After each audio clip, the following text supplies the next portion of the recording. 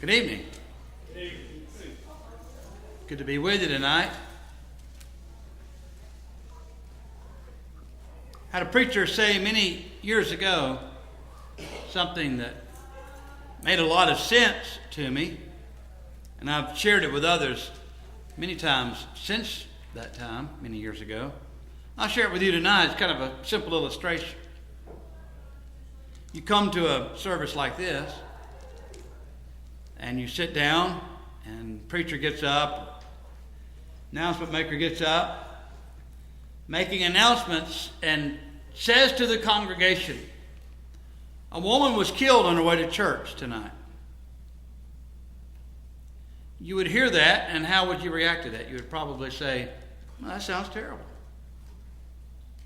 But that's all you know, because that's all I've said. Now, if I got in this pulpit and I said, on the way to church tonight, Regina was crossing Highway 78 and was T-boned and killed right there at the intersection of 78 and Bankhead Highway, you would probably have a different reaction. And the reason your different reaction is explained this way, because first of all, you know her. You know the place. You've driven through that intersection many times. You can see it, visualize it. So it has meaning to you. Unfortunately, the average person, when they pick up their Bible and read it, they read it like that first announcement. They're reading about people they do not know. They're reading about places they've never been. They can't, for the life of them, visualize anything. And names, especially in the Old Testament, sometimes are odd, very difficult for us to even pronounce, and we get frustrated. And so we're frankly bored, because it's like listening, I almost said that. It's like listening to a politician talking, and they just start right in the middle of the conversation. You're like, what are you talking about? What's the subject? I mean, fill me in. Bring me up to speed. You know what I'm saying, guys. I didn't have to say it, did I? You know what I mean. Like, what are you talking about? Women know this stuff. I don't know how they know. It's like this telepathic knowledge is like, how did you know how she was referring to? Anyway, but we read our Bibles that way, and it's frustrating. And people just give up. So they end up in despair. In Acts chapter 8, for example, the Ethiopian eunuch was reading this very prophet that we're studying in this class. We're, by the way, in chapter 9 and 10 tonight of Isaiah. He was reading what we would call chapter 53 in Isaiah. And when Philip saw him and heard him reading, he asked him a very simple question. Do you understand what you're reading? And he said, how can I, except some man should guide me? And he invited him up into the chariot. And then, of course, we're given the reference in Isaiah 53. But then the eunuch said what needs to be said anytime we read any text. Of whom is the prophet speaking this? Of himself or of some other man? He's trying to gain knowledge so as to make sense of what he's reading. Otherwise, it's just words on a page. It doesn't relate to him. He can't in any way connect it to any dot in his mind, so it's just hanging out there. And so he would be like a lot of people and frustrated. So Philip began at that scripture and preached unto him the Christ. And of course, much of Isaiah is about the Christ. In fact, he's described as the Messianic prophet. He'll get more into that later. We've already seen a lot of it. 2 chapters already have been devoted to telling us, announcing to us that a child would be born. And as we saw last week, that this child would be called Wonderful Counselor, Mighty God, Prince of Peace. We saw those things, Everlasting Father. So we understand who this child is. But if we read now tonight, chapter 9, beginning around verse 8, as you read these tropes, as they're called, there's like 4 of them, and it actually extends into chapter 10. By the way, you do know that the chapter divisions are arbitrary, and they're not part of the original text. This was written originally on a scroll. It would have been written from right to left in Hebrew, and so it would have been very different presentation than what we're seeing. And so when we look at the division between chapter 9 and 10, it's an arbitrary division. And really, these tropes continue into chapter 10, at least the first 4 verses. So it's one thought. It's like taking a PowerPoint from your sermon and pulling it out and then dividing it up two ways, and it doesn't really make sense. But beginning of verse 8, after we hear the announcement about a child being born, we start reading about the punishment of Samaria. We don't want to read that yet. I want you to just put your finger here, maybe put your marker there. That's where we're going to begin. He has at least 4 of these tropes or paragraphs. Let's just call them paragraphs. And they end with the same refrain. In fact, I'll just mention the refrain here. For all this, his anger is not turned away, but his hand is stretched out still. That's the latter part of verse 12. That's the end of the first trope. So it's a repetitive thing. And so you ask yourself as you're reading it, what's he saying and who's he saying it to and what does it mean? Well, before we get there, I want to do something we don't always do a great deal of in this class or any of our Bible classes, and that is read the Bible. And I'm saying it that way because typically in a lesson like this, I'll just summarize the chapter for you and say, well, here's what the chapter says. And I thought about that, and I've been agonizing over that all day, going over these chapters. But I'm like, I really can't do you or those passages justice by just skimming through them. So I want to invite you now to 2 Kings, chapter 16. This is, of course, the background to what we're reading, what we have been studying, in fact, for, the last several weeks during the reign of King Ahaz. If you look at 2 Kings beginning at chapter 16, something to note about the book of Kings, and you probably noticed it, but if you haven't, I want to help bring everyone up to speed. This book itself, 1st and 2nd Kings, is many times confusing to people because you're reading chapter after chapter after chapter and you're assuming that you're going chronologically from one event to the other, and that's really not what's happening. It kind of is, but if you have to understand what the author is doing. He's bringing you up to speed with the reign of this king in Judah. He stops, then you open the next chapter and he backs up in time and he starts telling you about the reign of the king in Israel during what year in the reign of that king of Judah you just read about was reigning, and he kind of puts a marker there in time, and then he brings you back up to speed, and then he kind of leaps over that one, then you come back to the next chapter. So it's back and forth between Judah and Israel. By the way, in order to understand 1st and 2nd Kings, you have to understand there are 2 kingdoms. There's the northern nation of Israel, and there's the southern nation or kingdom of Judah. You have to know this in order for it to make any sense to you at all. Otherwise, you're going to be utterly confused. So, in chapter 16, you've heard these names already in our study of Isaiah. But I want to read the first 9 verses at least of 2 Kings 16. In the 17th year of Pekah, the son of Remaliah, Ahaz, the son of Jotham, king of Judah, began to reign. Isaiah, now let me just stop here because Isaiah is a prophet primarily to the southern nation of Judah, but he does prophesy a great deal about the northern nation, which is going to be the bulk of our study tonight, if ever get there. But again, just want to bring you up to speed. If you have any questions in this reading, interrupt the reading. Raise your hand, throw a song book, scream at me, blow the whistle like Robert did, whatever. Just make sure you get my attention so that I'll know that you want to ask, what was that? So if you don't understand, just tell me. Ahaz was 20 years old, verse 2, when he became king. He reigned 16 years in Jerusalem, and he did not do what was right in the sight of the Lord his God, as his father David had done, but he walked in the way of the kings of Israel. Again, just going to make a note here. He's the king of Judah, but he's walking after the kings of Israel. Just want you to note that, see that, understand that.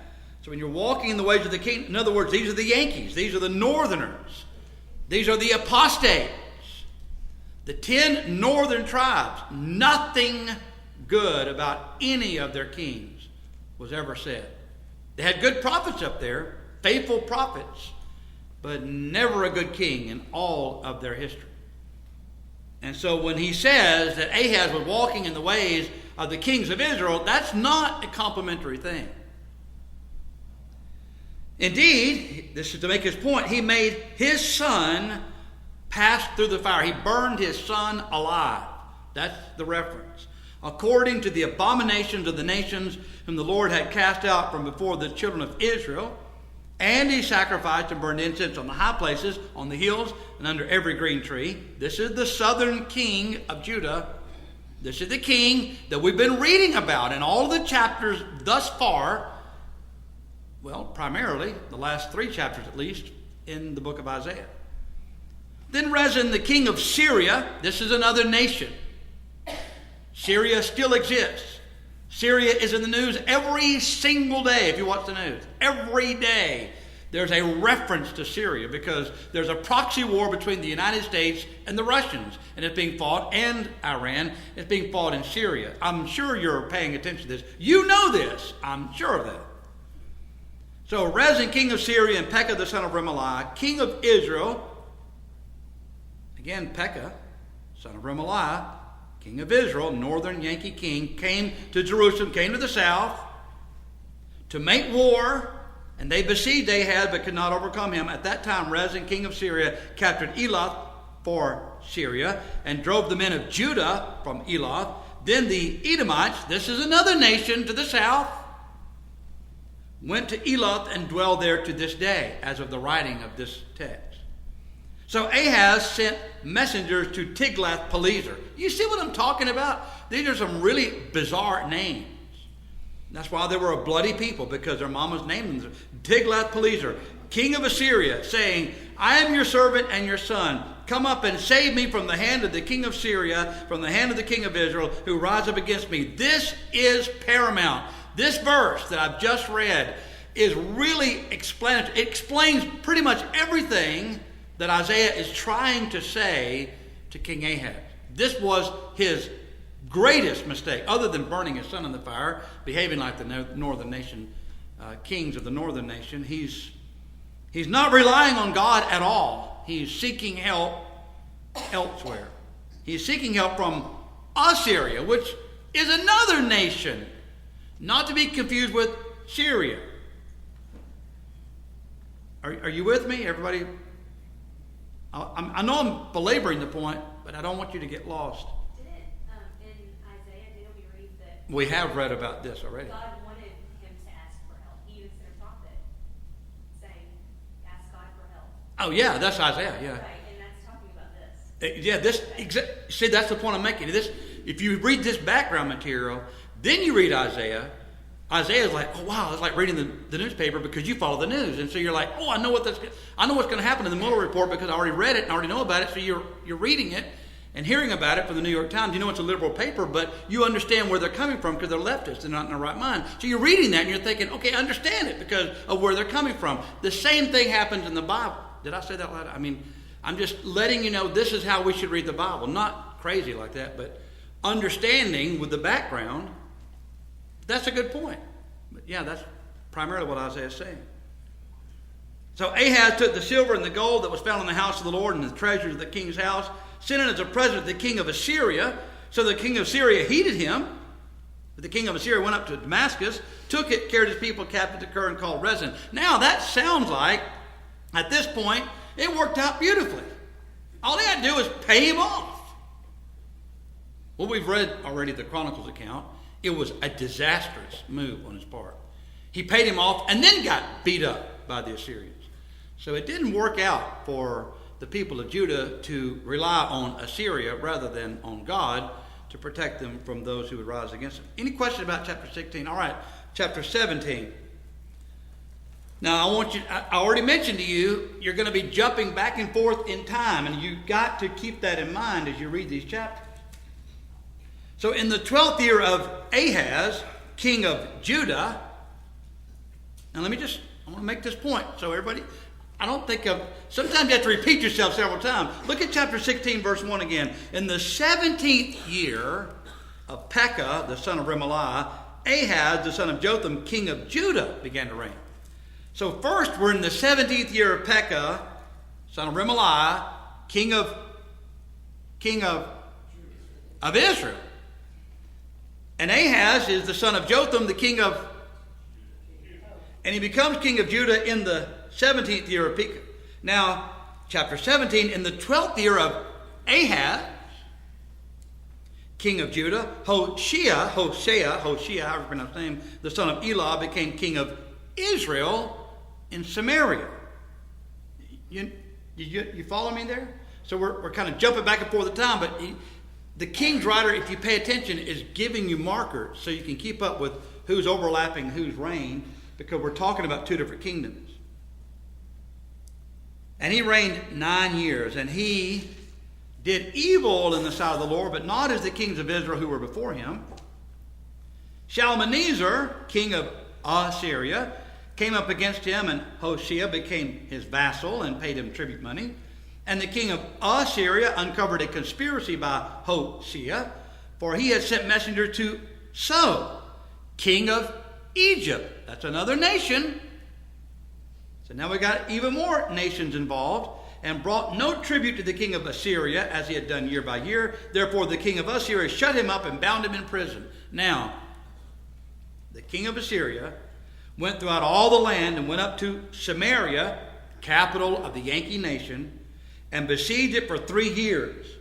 In the 9th year of Hoshea, king of Assyria, took Samaria, carried Israel away to Assyria, and placed them in Halah and by the Habor, the river of Gozan, and in the cities of the Medes.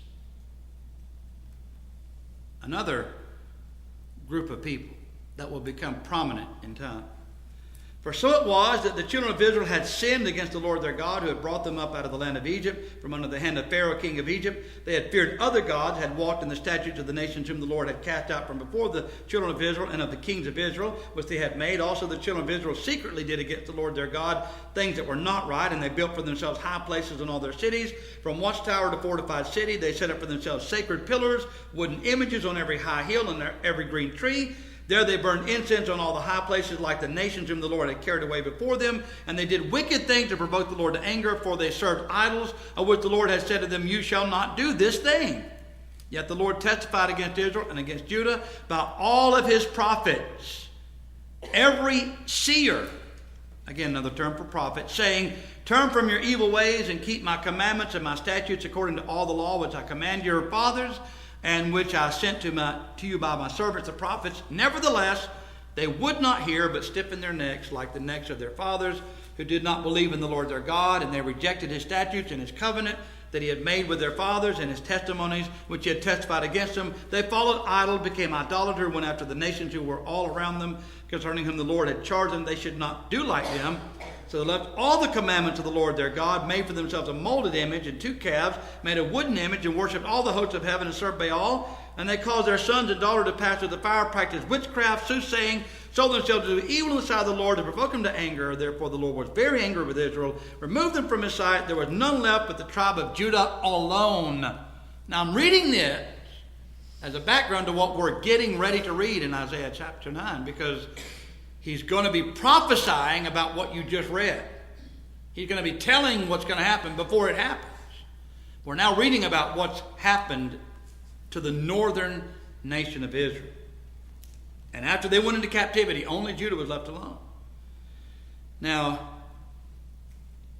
Judah did not keep the commandments of the Lord, verse 19, but walked in the statutes of Israel which they made. And the Lord rejected all the descendants of Israel, afflicted them, delivered them into the hand of plunderers, until he had cast them from his sight.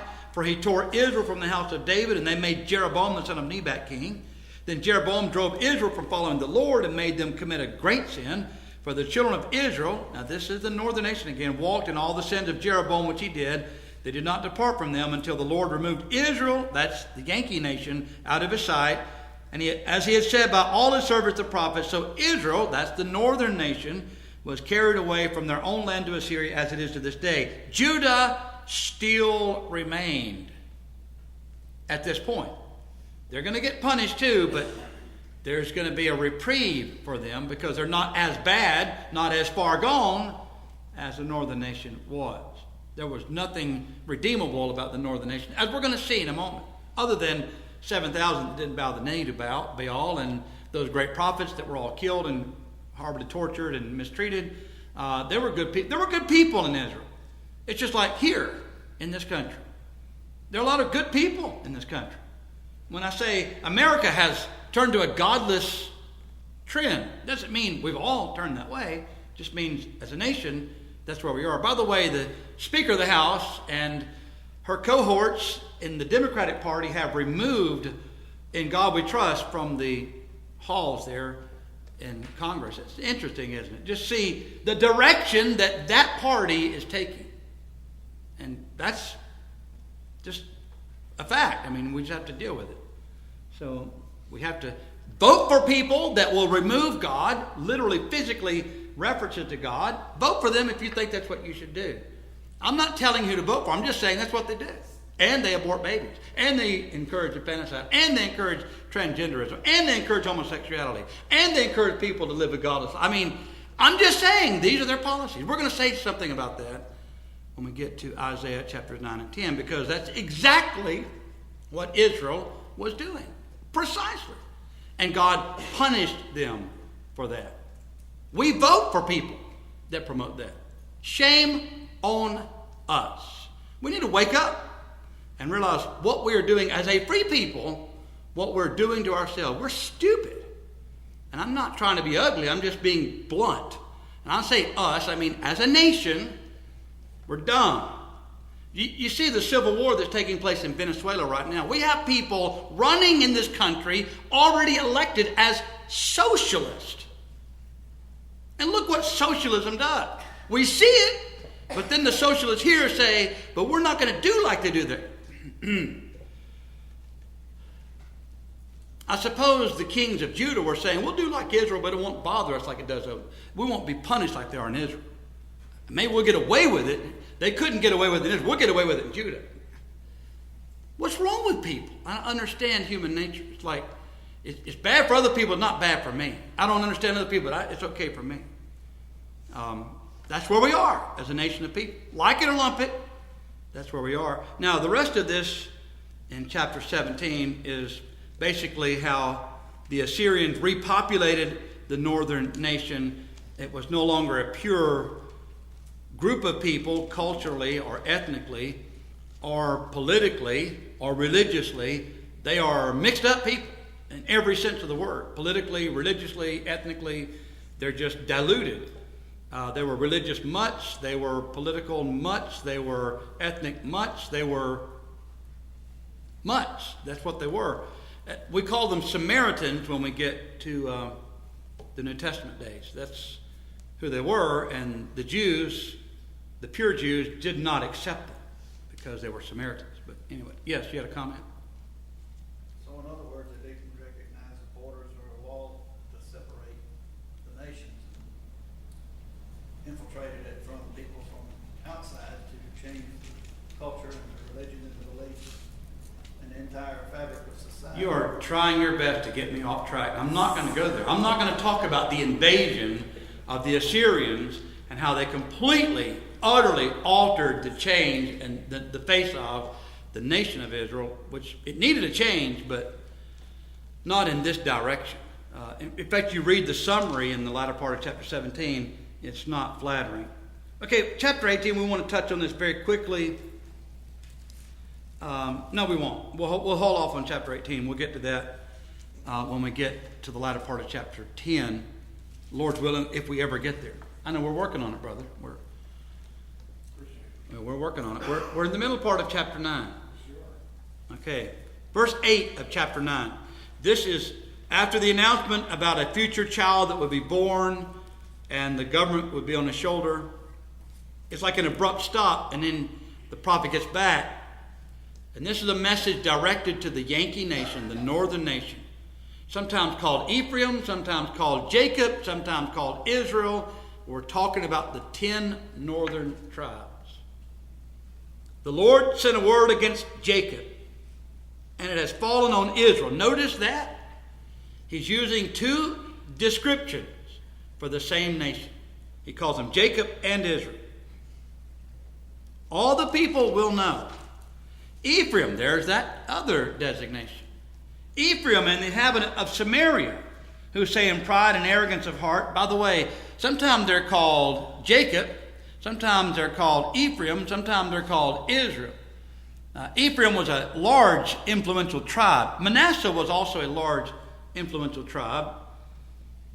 Sometimes there are references to Manasseh, but typically it's Ephraim and Israel, or Jacob.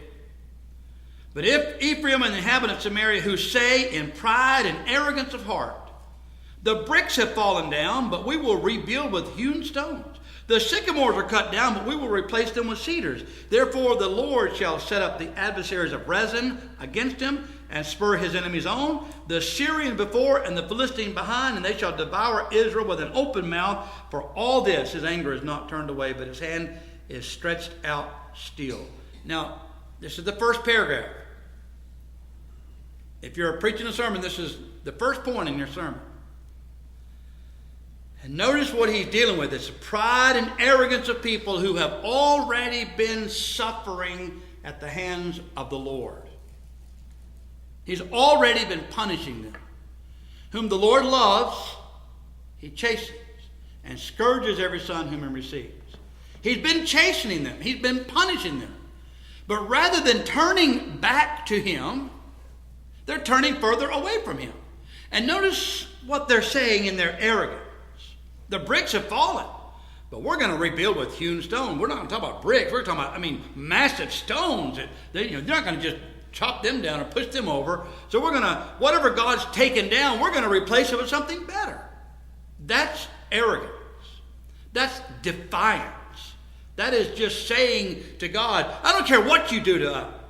We're going to come back stronger and better. We don't care how much you push it down. We're going to get up stronger. That's what they're saying. It's a very arrogant, prideful stance. For all this, his anger is not turned away, but his hand is stretched out still. Verse 13. The next paragraph. For the people do not turn to him who strikes them, nor do they seek the Lord of hosts. Therefore the Lord will cut off head and tail from Israel, palm branch and bulrush in one day. The elder and honorable, he is the head. The prophet who teaches lies, he is the tail. For the leaders of this people cause them to err, and those who are led by them are destroyed. Therefore the Lord will have no joy in their young men, nor have mercy on their fatherless and widows. For everyone is a hypocrite and an evildoer, and every mouth speaks folly. For all this, his anger is not turned away, but his hand is stretched out still. This is fascinating. Because he tells us who the palm branch, the bulrush, he tells us who these are. You have the honorable men, you have the older men, the leaders of the nation are causing them to err. And the teachers are causing them to err. Can you imagine a society like that? Where those who are in position of influence and power, who are supposed to be leading us, are actually leading us astray. Where those who are supposed to be teachers are teaching lies. I mentioned last Wednesday night, I've been listening to some debates on Calvinism. It's fascinating to hear former Calvinists coming out of Calvinism and still holding on to parts of it, especially that once saved, always saved, eternal security. It has its appeal when you think about it. I remember we had a couple that came here years ago. Many of you remember them. No longer with us. But they came from the church just down the street. And the reason they came to us is my father had written an article in the Restoration Herald that we mailed out critiquing Calvinism. And the lady of the house had taken that article and sat on her coffee table and read it, reread it numerous times. And then one day they just showed up at the church service and we met them. And I went to their house and interviewed them and talked to them. Found out that they had gotten to the point where they couldn't take it anymore. They had not been church-going people for very long, but they thought they're going to get their life better by going to church.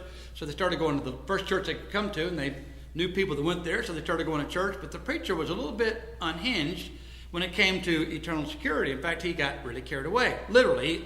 And I mentioned this to you before. He preached one day, and this was the last time they went there. He said, I could swing through hell on a rotten vine and shoot the devil a bird, and I still wouldn't be lost. Now, where do you even come up with stuff like that? I'm like, that's insane. And I thought, what's wrong with with this man? Anyway, he was saying that to make the point. You cannot do anything except study with a preacher from the Church of Christ down the street. Because after he found out they were studying with me, he went to their home and warned them that they would lose their faith if they continued studying with me. That makes me worse than hell and the devil and a rotten vine. Now, he might have been shooting a bird at me, I don't know, but I'm thinking, am I that awful that you can do that to the devil, but you go talk to that Church of Christ preacher and you're lost? Anyway, Calvinists are kind of convenient in their application. But as I was listening to this Calvinist last week, I thought, it's amazing. They can critique Calvinism and jettison the whole thing except eternal security. Why are they clinging to it? Why are they holding on to it? What would you think? What would make you think that the idea, once you've become a Christian, you can never forfeit your salvation? I don't care what you do, how awful you live your life, you're still going to go to heaven, no matter what. What kind of appeal is there to that? Can you think of one? That's a huge appeal. Really? I would think so. You think there might be a motive then to continue preaching that? Yeah. A base motive maybe? A fleshly motive? Worldly motive? Maybe. I'm being judgmental, but I'm just thinking probably there's an appeal to that because it sounds good. I mean, hey, live any way you want to. You just accepted Jesus, you're going to heaven, period. Nothing you can do to change that. By the way, these Calvinists were talking about free will. And I thought, I want to be there so bad. I'll be screaming, jumping. Well, I have free will until I accept the Lord, and then I'll lose my freedom of will? I mean, it's insane. But anyway, I'm saying that to say this. Even intelligent, well-studied, very articulate men who can examine Calvinism still clinging to that. Why? Because they've been programmed to think that way. It's been beat into their head. It was sad in a way and fascinating in another way. I thought, these are brilliant men. And they've worked their way out of Calvinism, but they're still holding on to the P. Perseverance. They can't get rid of the P. But they didn't call it that. It was eternal security. We don't want perseverance of the saint. We got eternal security. What's the difference? There is no difference. But they can't bring themselves to go away with it because so what I'm saying is when you hear Isaiah critiquing the prophet who teaches lies, this is serious business. And we see it everywhere. You could talk to somebody today, like I told MMH a few weeks ago, yeah, you got to believe and be baptized to go to heaven. You mean baptism got something to do with salvation? How would people that read their Bibles at all not know that? How could they read the New Testament and not have it slap them upside the head? I mean, how do you not see that? Because all of your life you've been told, you want to be saved? Pray this prayer. Now the question is, where's that in the Bible? It's not. Not in the Bible. But you hear it over and over and over and over. And when someone comes up and says, Mark 16:16, oh, you're one of them Church of Christ Camellites, huh? No, I'm just quoting Mark 16. It says what it says. Call me what you want to, but it says what it says. I mean, why we don't see it, and that's why Isaiah is saying here what he's saying. This kind of thing is very destructive. And we could go into the secular realm, and we could talk about environmentalist wackos who are telling our children that the most important thing is saving Mother Earth. We have people elected to Congress leading this nation now who are telling us on public airwaves the world is going to come to an end in 12 years. I honestly think she believes that. Why would she believe that? Because she was told from the time she's in kindergarten the thing that's destroying this planet is progress. Styrofoam cups, plastic straws. By the way, you can have a plastic cup, just a paper straw. I'm like, we're stupid people. What is wrong with us? We got diapers. I mean, you want to talk about what's really... Talk about diapers. And back in the day, we had cloth diapers. We had to clean them out. Nasty. That's more environmentally friendly, I suppose. But now we're just throwing away these plastic, whatever that jelly stuff is in there. It's nasty. But you ever had grandbabies at the house or babies? You know what I'm talking about. This is the world we live in. And that's what we're taught. We're destroying Mother Earth. Oh, forget about capitalism. Forget about the founding of our country. Forget about God. Forget about anything significant. Let's talk about some fantasy. And the reason we're doing this is because it's a Trojan horse for socialism. I know I'm getting sidetracked here, but that's what it is. It's a Trojan horse for socialism. And so we're going to destroy capitalism by introducing environmentalism.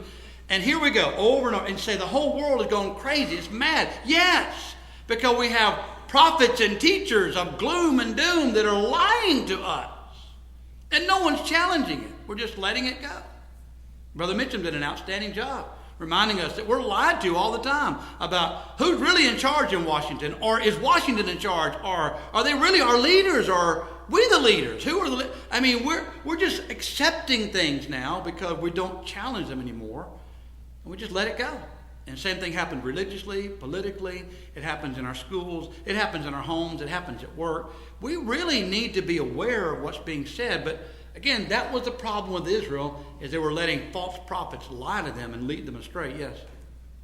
There are certain levels of ignorance, whether you're talking about science or history or politics or even the Bible, that you can't accidentally get to. You have to spend hundreds of thousands of dollars in education to be taught such ignorance.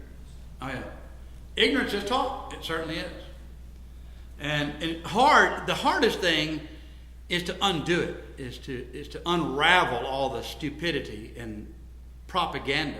You've invested too much in it. Just let it go. Yeah, I know. A lot of vested interest here.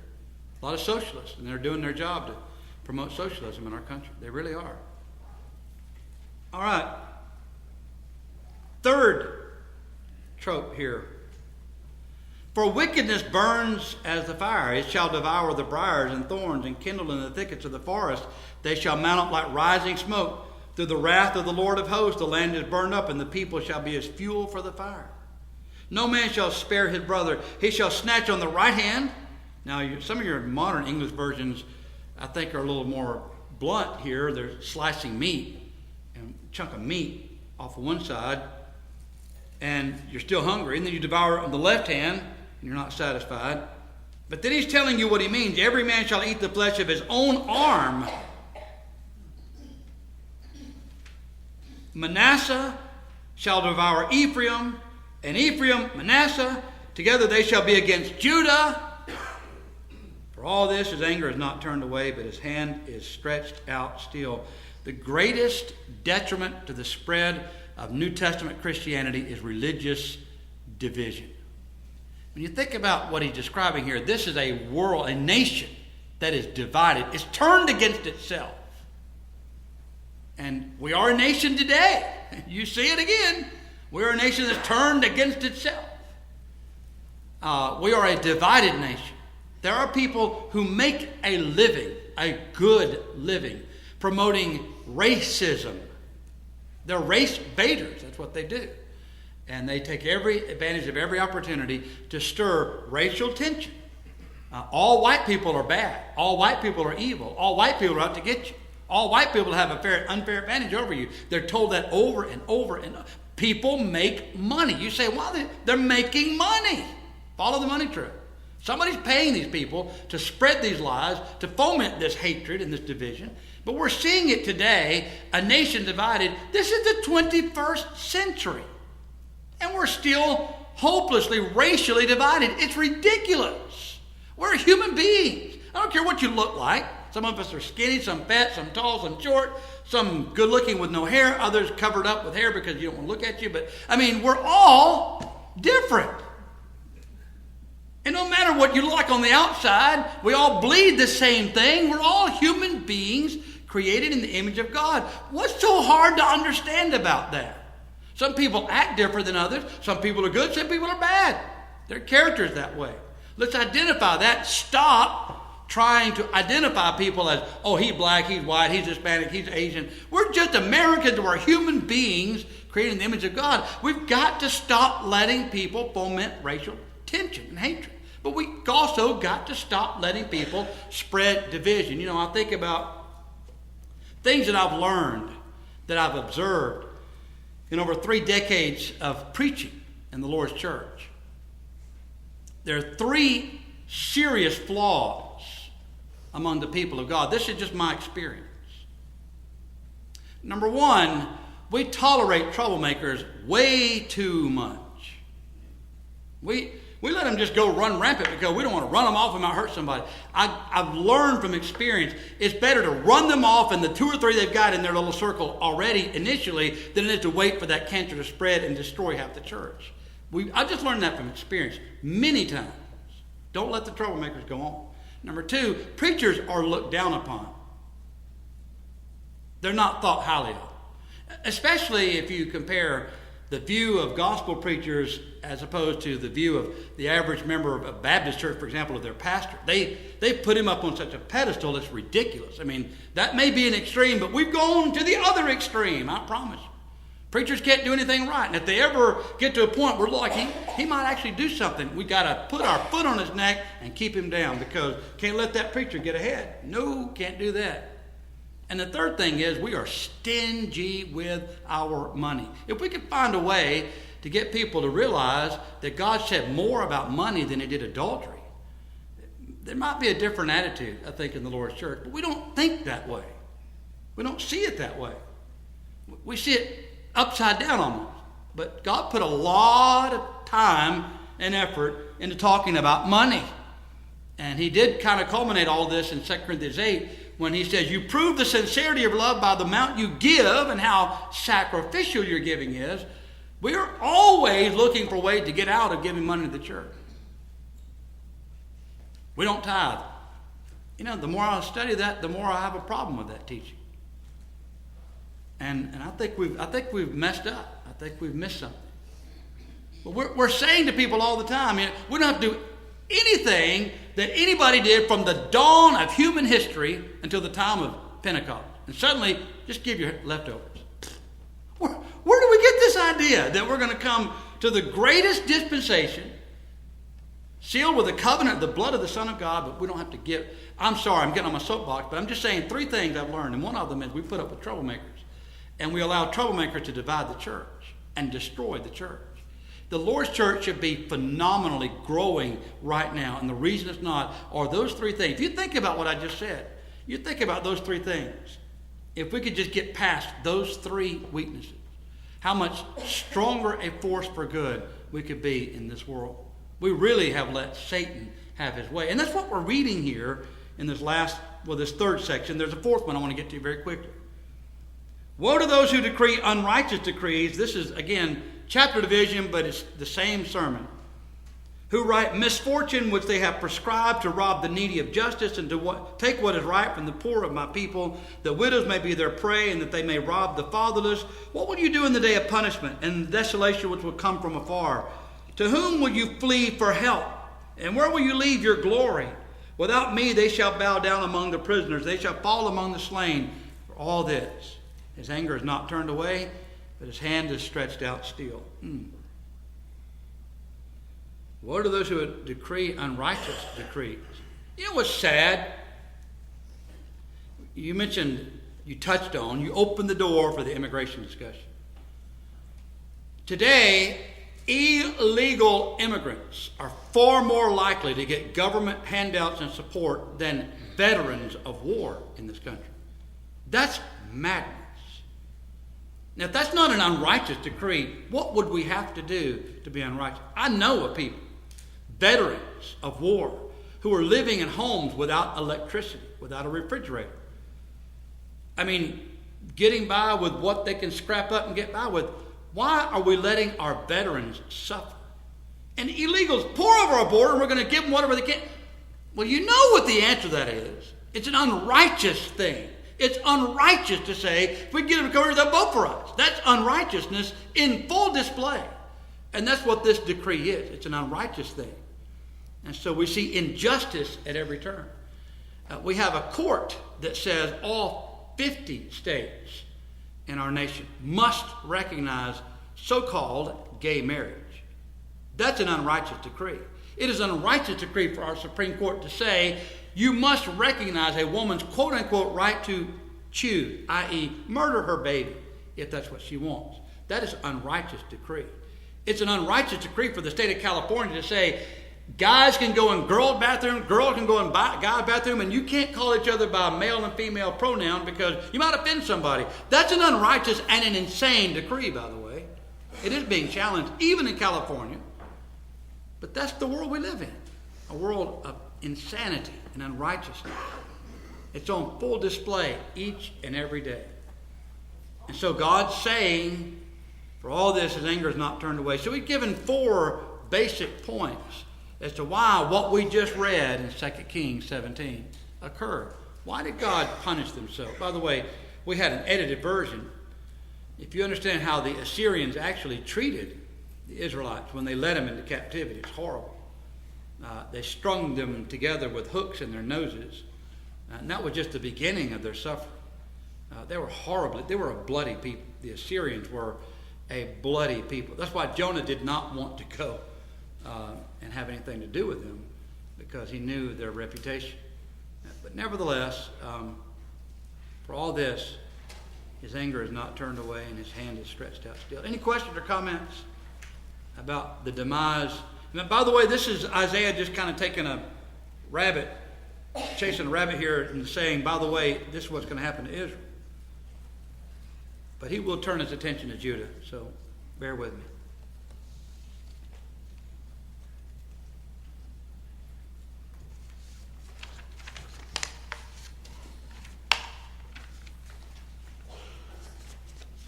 You should have come in quietly.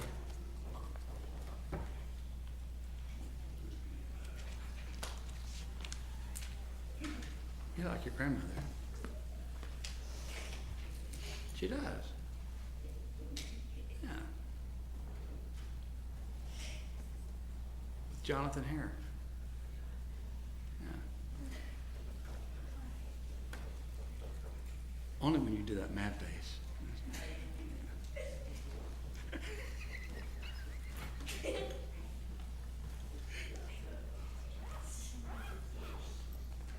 Did you hear Bill, Robert?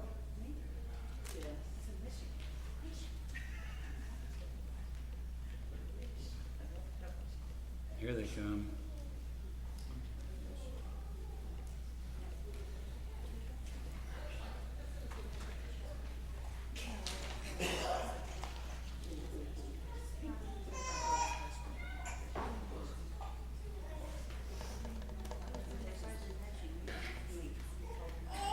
Do you have the, Jonathan have the 505? 505 in your songbooks, please.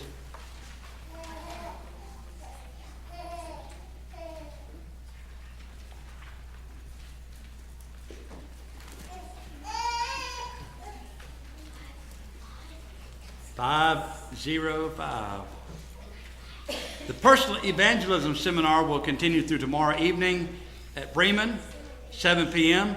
If you have the chance to go and be a part of this, certainly want to encourage you to do that. The Piedmont Road congregation is hosting the annual Georgia School of Preaching Lectureship this Saturday and Sunday, May 4th to the 5th. Schedule begins at 7:45. On Saturday morning, we'll conclude with an honors luncheon at 12:30. There'll also be a Sunday afternoon session starting at 3 p.m. Don't forget Camp and Agahey registration. Our week will be June 16th to the 21st. It will open this Saturday, May the 4th. Early registration before May 31st. Cost will be $175 per camper. Registration can be completed online at campandagahey.org. Don't forget Unloading Day next week, Tuesday the 7th. Be here around 11:30, and you can help unload for the Dorcas Ministry. Also, Ladies' Night Out will be next Thursday evening, the 9th, at the Olive Garden in Carrollton. Kay Bosworth is still in the hospital. She is heavily sedated for her own good at the moment, still suffering with pneumonia, and they're waiting on the results of the culture to see if they can determine exactly what is causing this infection. But certainly we need to pray very seriously for Kay and for Brother Tom as he ministers to her. Roger Davis is still on our prayer list, still hanging in there, doing good, could use visits. Bertha Simon also on our list. Please don't forget that on the table we have available for us from the Pettingills. Sister Pettingill is doing such a good work with this. Appreciate her so much. But there are cards on the table for Kay and for Roger. If you would please sign those, and she'll make sure they get delivered. to those who are suffering. This is a wonderful thing, and I appreciate them doing that very, very much. Any other announcements we need to make before we... Number 505. One of the things we were learning in Isaiah tonight is that people can become so hardened in sin that they no longer listen to what God says. They reach a point where God actually gives up on them and no longer even tries. Just allows them to go and suffer the bitter fruits of their own choices. The Hebrew writer said it this way: today, if you will hear his voice, harden not your hearts, as in the day of provocation, the day of temptation in the wilderness, when your fathers tempted me, proved me, saw my works 40 years. Wherefore I was grieved with that generation, and said, they do always err in their heart. They have not known my ways. So I swore in my wrath, they shall not enter into my rest. Take heed, brethren, lest there be in any of you an evil heart of unbelief in departing from the living God. When we offer the invitation on Wednesday night or Sunday mornings, it's because we know that the Word of God is fresh on our minds. The fellowship of God's people is still fresh on our hearts and minds. And it provides us the opportunity, while our hearts are pliable and open and receptive, to respond positively to God's invitation. So we sing the song of invitation. If there's anyone present who's never obeyed the gospel, I pray that tonight you will make that choice. You will make it known. You won't allow sin to harden your heart. If you've erred from the faith, need to return to your first love, I pray that you will repent of that sin. And if you need to ask and respond to the prayer, for the prayers of the church, we certainly are available to help you with that. Don't let sin dominate you and harden your heart. Please respond while there's still hope.